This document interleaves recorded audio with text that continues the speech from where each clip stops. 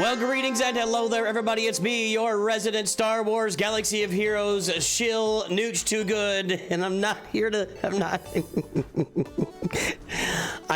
tell you how the entire game is broken because of the update. I'm not here to tell you how Relic Delta sucks. Not here to tell you how Relic 10 sucks. I'm not here to tell you how the Coliseum is dumb. I'm not here to tell you any of those things. I think the update is going to be really good for the long-term health of Star Wars Galaxy of Heroes. I could be proven wrong. It's possible. I'm not here to tell you that I support everything that Capital Games does. In fact, I have said the Coliseum is indeed a mess, and the launch of it was a mess, and we're having to dig up our own answers in the Coliseum. I am here to tell you that I think Relic Delta is a little overblown. Everybody's freaking out a little bit over it, and we're going to be okay.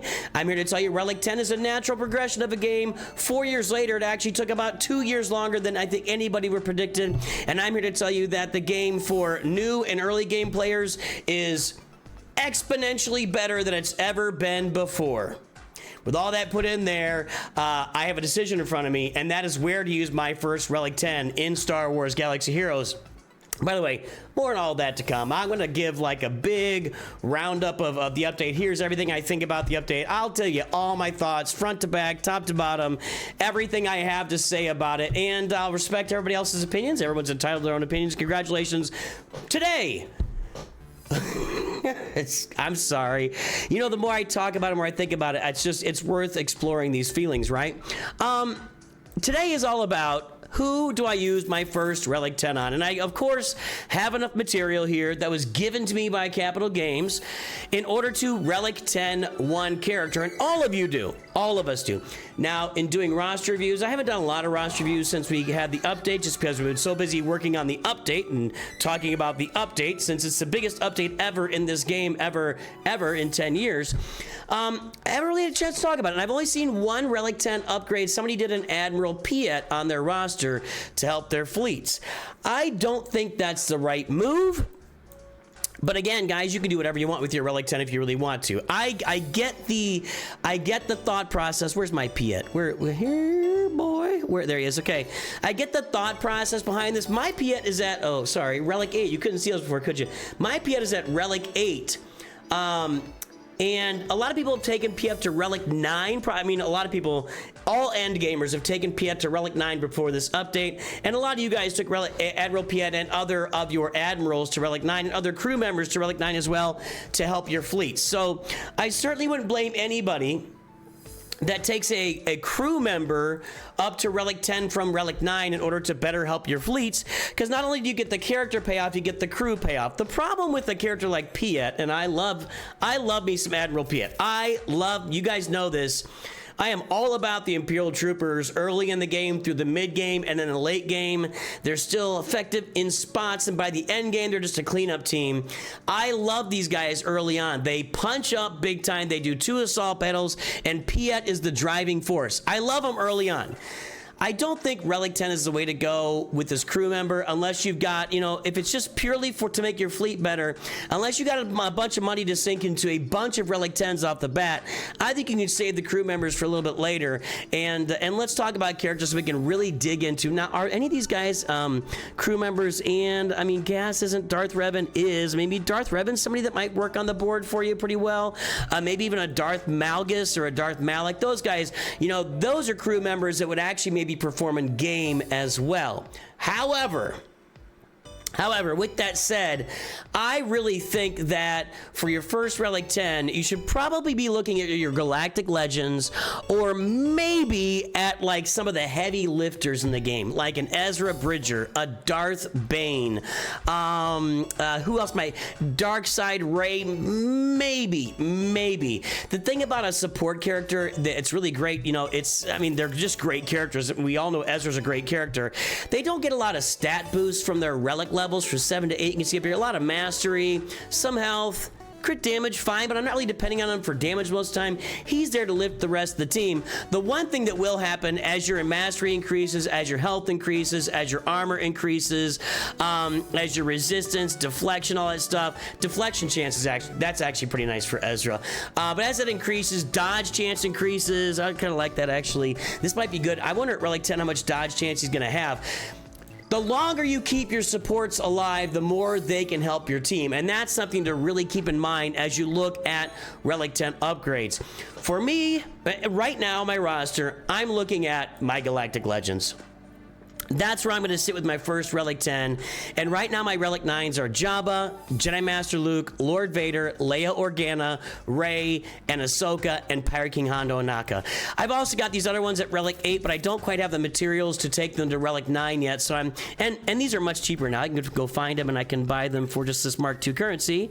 And now all of a sudden, I could take Supreme Leader Kylo Ren to Relic 9. So now it is probably available to me in most cases here. Let's see. What do I have for this other currency? I got plenty of that. I got plenty of that. I got plenty of that. I got plenty of that. Yeah, so I could take any one of these Relic 8s up to Relic 9, and then I'd still have enough to take them to Relic 10 as well. So that would include Kylo. It would include Kylo. Now, if I said now enough, here's my thought process so far with a limited range of experience with Relic 10 and Relic Delta. My first thought is I'm still gonna wait a little longer. I'm still gonna wait.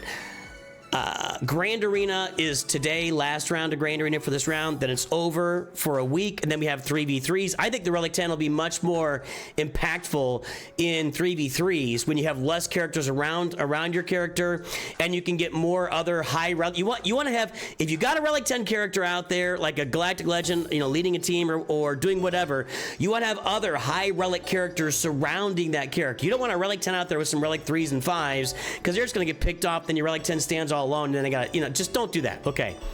I'm gonna wait till our next round of Grand Arena. I will have a Relic 10 going into our 3v3 round of Grand Arena, but I got Thanksgiving this week and I'm going out for a couple of days, so we're gonna wait another week-ish before I do the upgrade. But here's my thought process.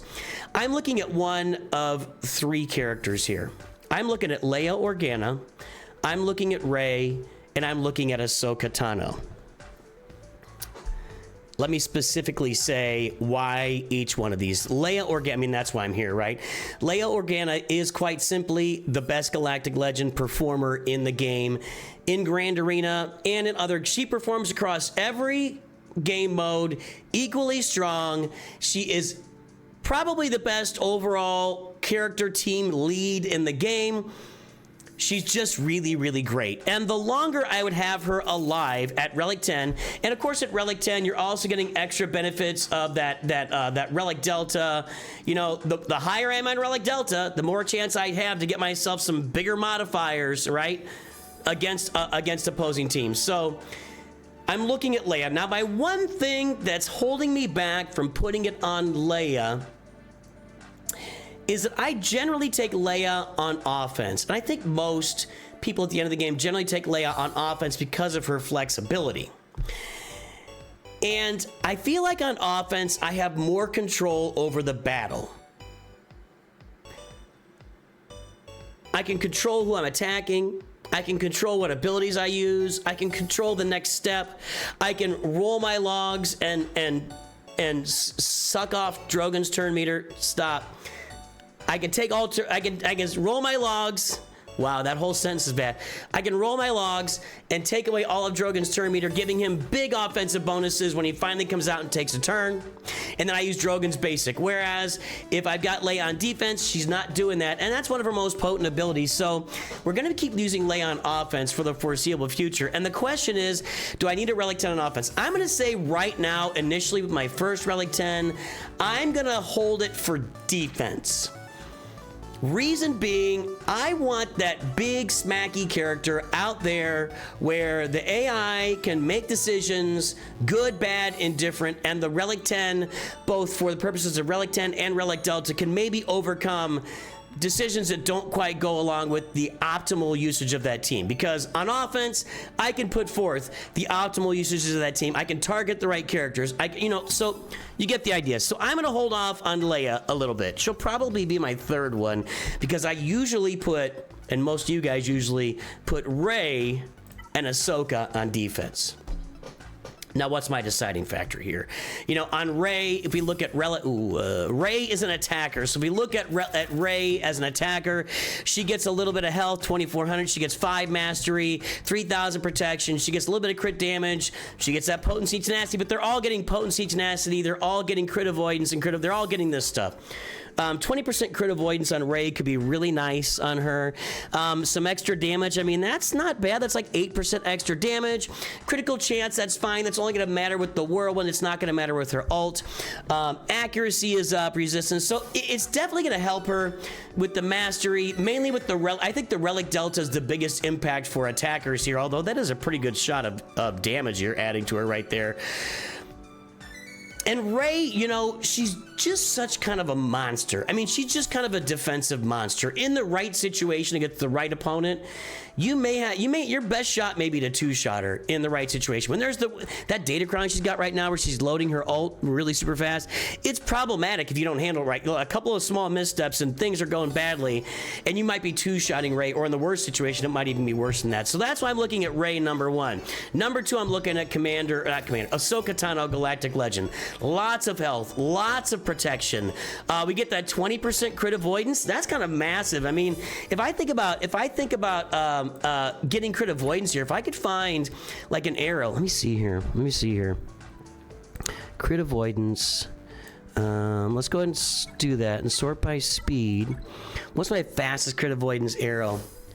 23. That's a step down, but that would not be a bad little arrow to have on your girl, Ahsoka Tano here, for some critical. Unless is she like critical avoidance? Does she? I think you can crit her. So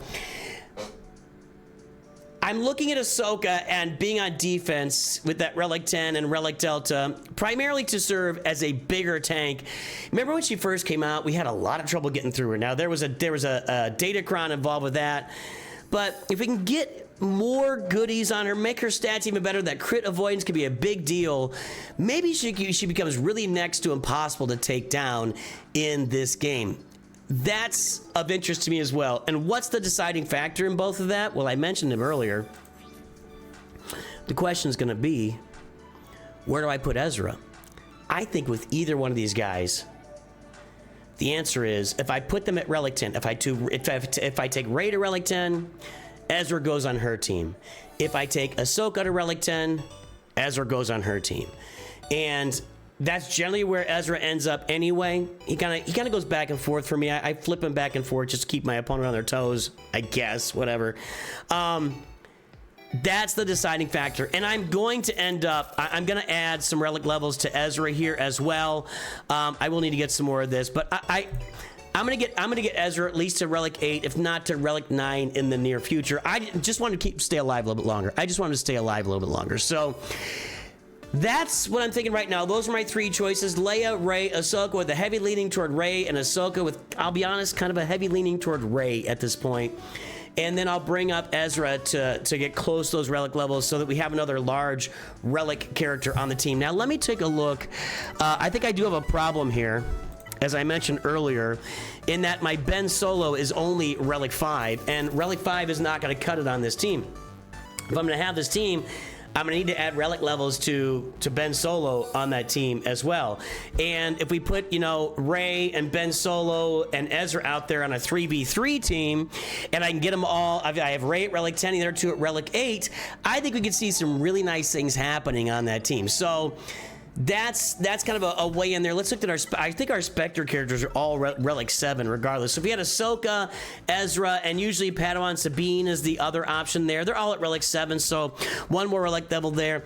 I think I'll be able to, by the time we get to Grand Arena here in a week plus, I'll be able to get some characters Relic 8. So I am probably leaning on your gal Rey at this point in her big puffy face, for going to Relic 10 in Star Wars Galaxy Heroes. But I will have the update after I have some turkey on Thursday.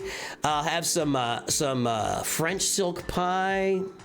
Spend some time with family. The day after, some turkey casserole, mashed potatoes mixed in. I mean, it's gonna be a raucous Thanksgiving for this guy who's got 2 thumbs and is gonna have a raucous Thanksgiving. This guy. So Where am I going Relic 10? I say I'm leaning right here right now. Maybe it'll be some new information will come out before I do it, but I don't think it's gonna hurt me or I'm gonna go wrong putting it on Rey or even Ahsoka, or honestly, if I put it on Leia, I don't think I'd go wrong there either. One other option I considered was Jedi Master Luke. The problem is he's just really not all that effective in general anyway. He does get a lot of nice health and protection boosts, which would be a boost for him at Relic 10 and also Relic Delta at Relic 10. He just feels so, I just don't know if one Relic level is gonna make him suddenly Mr. Utility in the game where currently he's not. So I need to redo this character model too. He's just still like, this looks like a little like sag face here. Sad face, sag face, green milk face, I don't know. Anyway, there you go. Let me know what you guys are doing. Where's your first Relic 10 gonna come from? I'd love to hear from you. I hope you have a great day. I'll talk to you soon, and always remember, Nooch too good.